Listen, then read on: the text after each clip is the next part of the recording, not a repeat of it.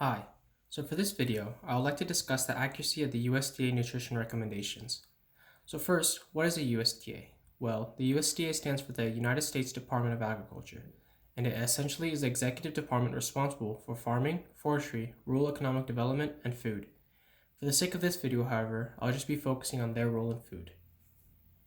So I'm sure sometime in your life you have been told that you need to eat more vegetables or maybe eat less sodium. Or perhaps you have seen the percent daily value of a nutrient on a nutrition label. Where do these instructions come from? Well, they come from the USDA.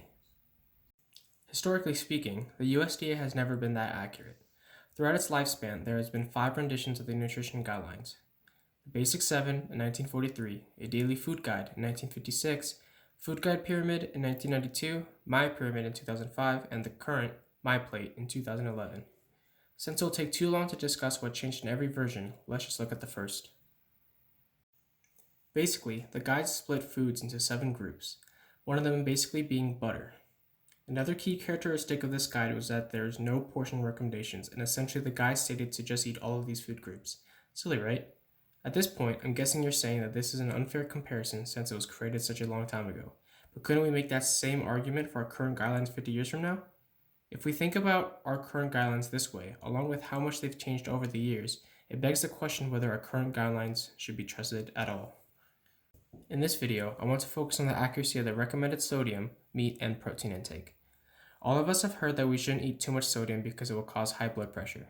While there is evidence showing a connection between high sodium intake and high blood pressure or hypertension, there is evidence showing that what is considered a high sodium intake by USDA standards, or anything over 2 grams, may not be fully accurate. For example, the study titled The INTERSALT Study in the Complex Relationship Between Salt Intake and Blood Pressure, which summarized the results of 4 major observational studies, showed that only a high sodium intake above 7 grams a day was associated with an increased risk of cardiovascular events and death in people with hypertension, while a low sodium intake, or characterized by 3 grams a day or less, was associated with increased risk of these outcomes in the entire study population. Therefore, the recommended amount provided by the USDA is much too low and may even increase your risk of hypertension. Okay, let's move on to meat.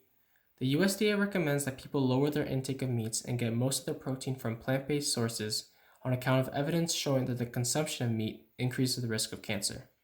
However, this connection may not be fully accurate.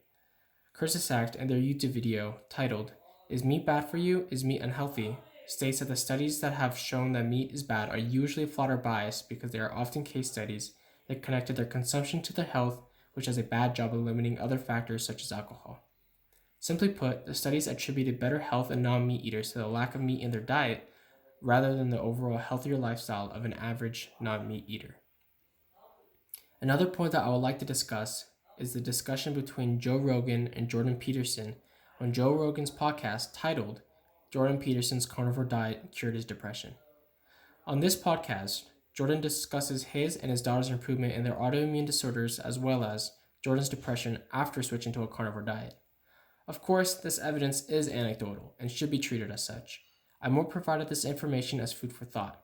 Maybe if one of you guys have an autoimmune disorder, consider switching to a carnivore diet after consulting your physician. There's convincing evidence that meat may not be as bad as what USDA makes it out to be. After all, it was the invention of cooking meat that most likely led to a rapid evolution of human intelligence. Perhaps we should be wary of processed meats, but not whole meats.